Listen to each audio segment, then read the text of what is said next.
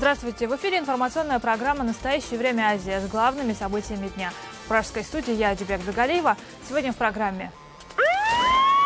Новое нападение на пассажиров поезда в немецкой Баварии. Симпатизирующий ИГИЛ 17-летний афганец изрубил топором 5 человек. Среди раненых в основном китайцы из Гонконга. Они нашли его на берегу реки Майн. Он попытался напасть на полицейских с топором, и они открыли огонь. Число погибших в ходе вчерашней стрельбы в Алмате увеличилось до 6 человек. 4 из них сотрудники полиции, 1 охранник и 1 таксист. Власти подтверждают причастность преступника к радикальному исламу, но мотивом атаки назвали месть. Расследование только началось. Мы пока даем оценку его объективным действиям. Улицы городов и сел Кыргызстана наводнили баннеры антиисламского содержания. В числе инициаторов кампании президент Атамбаев. Мусульманская община оскорблена. Никакой человек, будь то президент или простой гражданин, он не должен выставлять ислам врагом человека. Эрдоган рассказал CNN, как ему едва удалось убежать от мятежных военных. 2 его охранников погибли. Между тем в Турции развернулись настоящие политические репрессии. Число арестованных увеличивается ежедневно на несколько тысяч. Если бы я задержался еще минут на 10-15, меня бы убили или взяли в плен. Американская авиация нанесла мощный удар по провинции Алеппо. Убито 56 гражданских, среди них 11 детей. Пилоты говорят, что метили в террористов, но ошиблись.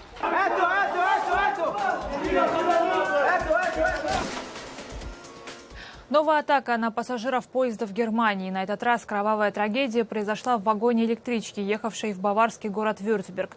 Ответственность за нападение уже взяло на себя террористическое исламское государство. События развивались следующим образом.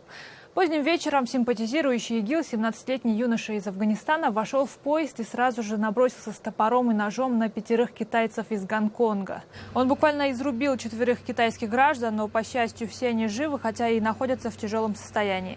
Также преступник ранил 1 немца, который пытался его остановить.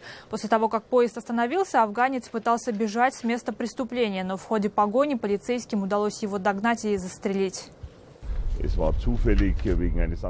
Отряд полицейского спецназа находился неподалеку и отправился искать нападавшего.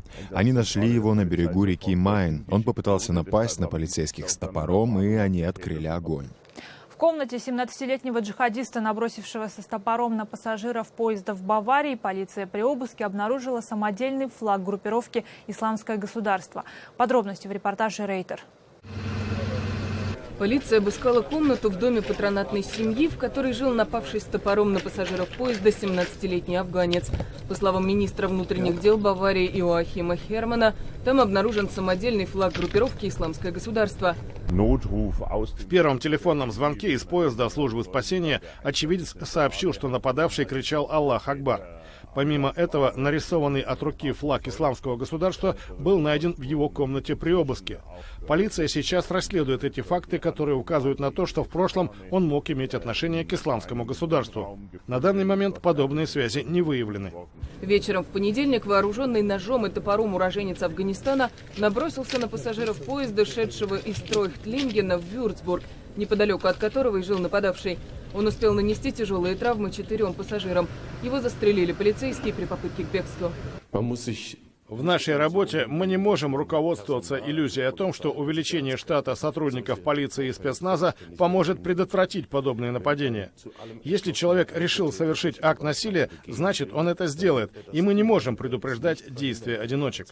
Имя нападавшего власти не называют. Сообщается, что он прибыл из Афганистана без сопровождения взрослых и первое время жил в общежитии. По некоторым данным, ответственность за нападение взяла на себя группировка «Исламское государство». Сообщение появилось на одном из сайтов, связанных с боевиками. С 4 до 6 человек возросло количество жертв расстрела полицейских в Алмате. Ночью 1 из них скончался. Врачи продолжают бороться за жизни еще 2 полицейских, состояние которых оценивается как крайне тяжелое. Напомним, что преступникам, открывшим огонь в центре Алматы, помимо 4 полицейских, были убиты еще 2 гражданских лиц. Обнародовано имя стрелявшего. Это торговец сотовыми телефонами из поселка Интымак Руслан Куликбаев. Раненый при задержании Куликбаев тоже прооперирован и уже переведен в следственный изолятор, где он дает показания. С его слов, он хотел отомстить стражам порядка за свою неудавшуюся жизнь. Как выяснилось, из своих 26 лет 6 из них расстрелявший полицейских преступник провел в тюрьмах за грабежи и хранение оружия. В полиции также рассказали, что незадолго до кровавых событий в Алма-Ате Куликбаев застрелил еще и женщину там. Тем временем в сети появляются новые видеоатаки на полицейских. Вы видите любительские кадры, на которых Куликбаев ведет прицельный огонь из автомата по сотрудникам полиции. В Комитете национальной безопасности Казахстана заявляют, что стрелок был приверженцем радикальной версии ислама, салафизма, к которому он приобщился в колонии.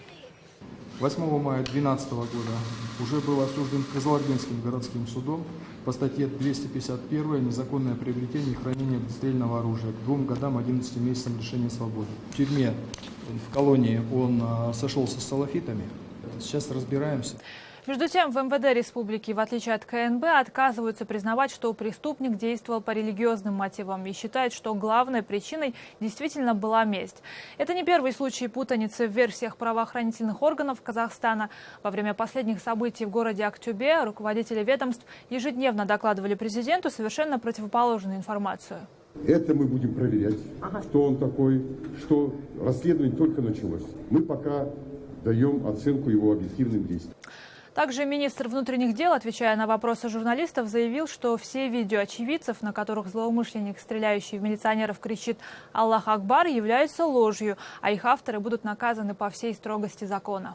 Когда корреспондент берет интервью у какой-то женщины, которая говорит о том, что она якобы находилась возле Алмалинского РОВД и видела, как оттуда выбегает автоматчик. Я не знала, кому звонить, потому что это с 02. Он кричал «Аллах Акбар» и стрелял.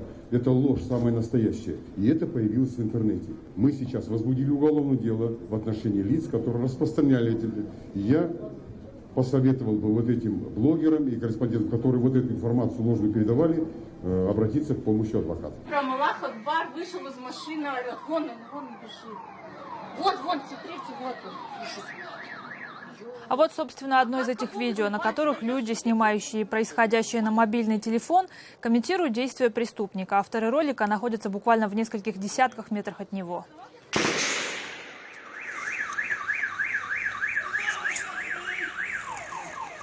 А это, собственно, уже другой эпизод. И тут тоже слышно, как преступник, стреляя по полицейским, выкрикивает то же самое. А это новые кадры, на которых запечатлена погоня за преступником. Во время доклада президенту министр внутренних дел утверждал, что стрелка нейтрализовали всего через 24 минуты после начала атаки. Однако даже из этого видео следует, что само задержание Куликбаева заняло у стражи порядка довольно много времени. Его успели снять в нескольких точках города, которые находятся на довольно большом расстоянии друг от друга. Это видео с мобильных регистраторов из разных районов Алма-Аты, на которых снято, как Куликбаев спокойным шагом с автоматом в руках перемещается по улицам. В Душанбе начался процесс над российским офицером Иваном Щербаковым, которого обвиняют в убийстве 22-летней проститутки из Душанбе Шаиры Джабировой. Щербаков совершил настолько зверское преступление, что судья был вынужден взять расписки о неразглашении со всех участников процесса. У нас на связи наш корреспондент в Душанбе Анушервон Арипов. Анушервон, здравствуйте. Удалось ли вам выяснить хоть что-либо в ходе судебного заседания? Здравствуйте, Жибек. Суд над офицером 201-й российской военной базы в Таджикистане Иваном Щербаковым, который обвиняется в убийстве 22-летней жительницы Душанбе Шойры Джабировой, проходит в закрытом режиме. Адвокат дал подписку о неразглашении, поэтому узнать у него какие-либо подробности не удалось. Родственники убитой девушки утверждают, что не знают подробностей дела тоже. BBC со ссылкой на свои источники, близкие к следствию, сообщает, что в уголовном деле содержится информация интимного характера, касающаяся обвиняемого и жертвы, и поэтому журналисты в зал суда не будут допущены. Ивану Щербакову предъявлено обвинение в убийстве с отягчающими обстоятельствами. Еще в прошлом году на похоронах Шойры Джабировой близкие девушки рассказали, что тело они опознали не сразу, а только благодаря личным вещам и родинке на теле. Перед смертью Шойру долго избивали, у нее была сломана челюсть, выбиты зубы, размозжена задняя часть головы. Процесс проводит Уральский окружной военный суд на территории базы на окраине Душанбе. Как известно, еще в ходе следствия Щербаков признался в убийстве, и, возможно, суд будет быстрым. Жибек. Спасибо, Анушерван. В Кыргызстане назревает конфликт между верующими и сторонниками национального толкования ислама. Причина всему – огромные баннеры, которые с подачи президента развесили по всей республике. На одной части плакатов изображены женщины в традиционных кыргызских нарядах, на другой – женщины в парандже. Сравнение сопровождается вопросом «Куда мы идем?». Некоторые религиоведы сразу же назвали инициативу провокацией, а в мусульманской общине считают, что это только усилит нетерпимость по отношению к верующим. Шавкат Тургаев разбирался в ситуации. Бизнесвумен Айджана Кылбекова появление скандальных баннеров на улицах Бишкека восприняла как оскорбление всех мусульман Кыргызстана. Плакаты, предупреждающие об угрозе исламизации, появились неделю назад. На одной стороне изображены женщины в традиционной кыргызской одежде, а на другой – замотанные в паранджу. И надпись «Бедный мой народ, куда мы идем?». Там есть слова «Кайран илим кайда баратаус». Эти слова как будто говорится жалостью, как будто говорится некоторым смущением, и так, как будто ислам приносит вред человечеству. Айджан исповедует ислам, создает кыргызскую национальную одежду для женщин-мусульман, да и сама ее носит с удовольствием. Право носить личек, кыргызский головной убор, либо никап – право каждой женщины, считает девушка. Ведь Кыргызстан – государство светское. Но больше Айджан возмутил посыл баннера. Можно было бы это сделать по-другому, это одна часть, а самое главное – то есть никакой человек, будь то президент или простой гражданин, он не должен выставлять ислам врагом человечества. Как раз таки президента или людей из его окружения некоторые считают авторами баннеров. Единственное, что пока удалось узнать официально, заказчик социальной рекламы – Общественный фонд «Патриоты». Единственное упоминание об организации значится на сайте президентской партии, где говорится, что фонд поддерживает социал-демократов на парламентских выборах 2015 года. То, что он как-то связан со скандальными баннерами, Алмазбек Атамбаев не подтвердил, но и не опроверг. Зато заявил прямо на встрече с Ангелой Меркель, что готов выделить деньги на то, чтобы плакаты были развешаны по всей стране. Что и было сделано. Под видом религии не надо нам навязывать чужую культуру. Такие баннеры нам нужны. Я знаю, там же никто плохо о ком-то не говорится. Просто 3 фотографии и ставится вопрос, куда мы идем, куда мы должны пойти. Ну, яркий пример. Один баннер ночью сорвали, потому что люди, которые срывают, они не терпят иного мнения. Скандальные баннеры разделили общественность на 2 лагеря. Одни, такие как Айджан, выразили негодование, муфтияти призвали мусульман не поддаваться на провокации. Другие акцию поддержали и считают, что девушкам не стоит заматываться в чуждые кыргызам заморские одеяния. А в социальных сетях и по сей день не стихают споры. 15 лет мы занимаемся показом исламской моды. Да? Председатель фонда «Мутакалим» Джамал Фронтбек-Кызы более 10 лет борется за права женщин-мусульман в Кыргызстане. В 2008 году она добилась, чтобы девушки могли фотографироваться на паспорт в национальном платке. Но она выступает категорически против бурок и паранджи, поскольку ислам не запрещает надевать кыргызские наряды. Проблема наша в том, что мы за 25 лет, те же наши, ну так сказать, в кавычках, религиозные деятели, да, идеологи наши, можно сказать, духовное управление мусульман Кыргызстана, они не старались помочь женщинам, чтобы они не радикализировались, чтобы они правильно одевались. Никто не помогал им, как правильно одеваться. Все беды от незнания, считает Джамал. В медресе учителя просят девочек надевать паранджу. Они ее и надевают. Такие, как правило, легко поддаются влиянию запрещенных религиозных течений. Антитеррористическая группа говорит, что в последние 3 года радикализация женщин возросло 24%. Это каждая 4-я, уже 24 раза. Все равно не хотят работать женщины. Специалисты-теологи и религиоведы считают, что ханафитский мазхаб, более демократичная школа ислама, которой придерживаются в Центральной Азии, не запрещает, а наоборот одобряет ношение мусульманами национальной одежды. Каждая нация по ханафитскому мазхабу, она должна сохранить свою культуру, свой язык, свои традиционные одеяния, одежды и так далее. Сам Аллах в Коране говорит, что я вас создал разными людьми, с разными языками, чтобы вы общались и различали друг друга. По мнению экспертов, опасность в том, что все больше молодежи уходит в религию. При этом их полноценное образование оставляет желать лучшего. Непросвещенными легче манипулировать и привлечь в различные религиозно-экстремистские организации. А потом наших граждан находят среди боевиков на Ближнем Востоке. Если мы в религиозной части и в религиоведческой части хорошо предоставим информацию для населения, для молодежи, то вот такая исламизация или, как мы говорим, радикализации не будет в нашем обществе. Сам президент Атамбаев не так давно признал, религии не занимались с обретения страной независимости, и этот пробел необходимо восполнить в ближайшее время. Шавкат Тургаев, Азат Антымаков, настоящее время, Бишкек, Кыргызстан. На юге Кыргызстана снова сошли мощные селевые паводки. Из-за ливневых дождей в Кадамджайском районе Джалалабадской области поднялся уровень местных рек. Водой переполнившие русла рек затопило несколько деревень. Вот видео, которое снял один из местных жителей. Сельчане просто стоят и наблюдают за тем, как потоки грязи и воды затапливают их дворы и дома. Впрочем, местные жители сообщают, что, несмотря на масштабы паводка, жертв и разрушений нет. МЧС, как они заверили, принимают меры по ликвидации последствий. Тем временем уже вторую волну паводков переживают жители российского Новосибирска.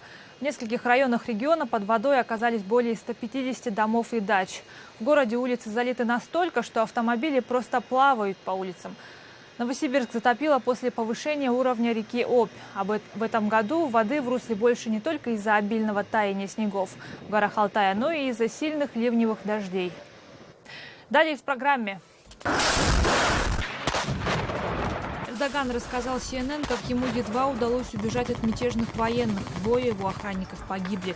Между тем в Турции развернулись настоящие политические репрессии. Число арестованных увеличивается ежедневно на несколько тысяч. Если бы я задержался еще минут на 10-15, меня бы убили или взяли в плен.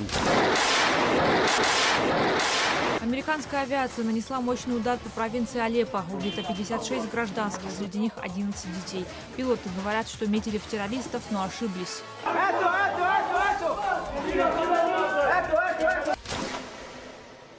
В Армении продолжается противостояние захвативших полицейский участок ультраправых радикалов и спецназа. Напомним, что в минувшее воскресенье представители движения «Учредительный парламент» захватили здание полицейского отделения и удерживают там заложников. При захвате погиб высокопоставленный полицейский офицер. Радикалы требуют выпустить из-под ареста их лидера. Они также хотят отставки президента Армении. Накануне к ним попробовали присоединиться несколько сотен их сторонников. Полиция сначала уговаривала собравшихся в центре Еревана людей разойтись, но потом начались довольно жесткие столкновения демонстрантов и полиции, которые переросли в беспорядки. Из Турции пришла информация, что по последним данным жертвами боев в Анкаре и Стамбуле во время попытки мятежа стали более 300 человек. Между тем, в стране развернулись самые настоящие масштабные политические репрессии, как в адрес участников мятежа, так и в адрес просто сочувствующих граждан. С каждым днем на несколько тысяч увеличивается число арестованных. Начались первые судебные допросы военных. Вы видите кадры, на которых арестованных военных под крики разъяренной толпы привезли в суд. Люди, кажется, готовы разорвать мятежников. Как сообщают турецкие СМИ, в числе арестованных 7 с лишним тысяч солдат и офицеров, 2 пилотов турецких ВВС, которые сбили в ноябре прошлого года российский бомбардировщик Су-24. Также сообщается, что всю вину за государственный переворот якобы взял на себя бывший главнокомандующий турецким ВВС. Но турецкие власти ему не верят и считают, что настоящим организатором переворота был бывший проповедник суфистского ислама, писатель и миллиардер Фетхуллах Гулен. В ответ на обвинения европейских лидеров в предвзятости следствия первые лица государства заявляют, что будут действовать строго по закону. Одна ошибка не может быть исправлена другой ошибкой. Турция является правовым государством, и мы будем делать все в рамках закона. Те, кто приступил закон, ответят перед нашей системой правосудия. А правосудие будет исполнять все, что считается необходимым в подобных случаях. Турецкий президент Эрдоган официально потребовал у властей США выдать им Фетхуллаха Гулена, который много лет живет в Соединенных Штатах. Эрдоган уже давно считает Гулена своим личным врагом, и всех, кто поддерживает миллиардера, власти так или иначе стараются наказывать. Вот и на этот раз среди арестованных по делу о военном перевороте большинство – это люди, симпатизирующие Гулену. Сам Гулен в первые же минуты мятежа опроверг свою причастность к событиям.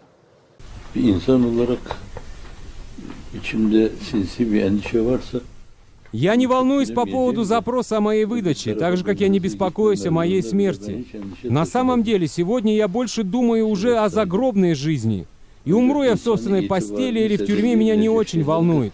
Но я не собираюсь делать ничего, что повредит моему достоинству или вынудит меня пойти против моего достоинства. Эрдоган и в прошлом требовал от меня каких-то извинений, но истинно верующий не извиняется перед угнетателем. Если меня захотят выдать силой, я, конечно же, не буду умолять. Тем временем Эрдоган впервые с субботы отважился покинуть Стамбул, где он находился под усиленной охраной.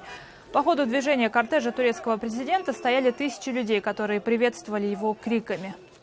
Незадолго до этого президент Турции рассказал в интервью американскому телеканалу CNN, что он буквально чудом спасся от смерти в первые минуты переворота.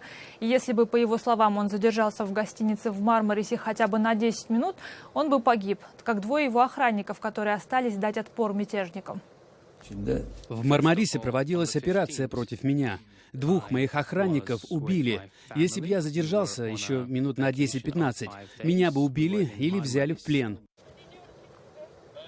Настоящей реликвией уже стал телефон журналистки турецкой службы CNN, которая держала этот аппарат во время обращения Эрдогана к народу. Напомним, что момент, показанный по национальному телевидению, стал переломным во время попытки переворота.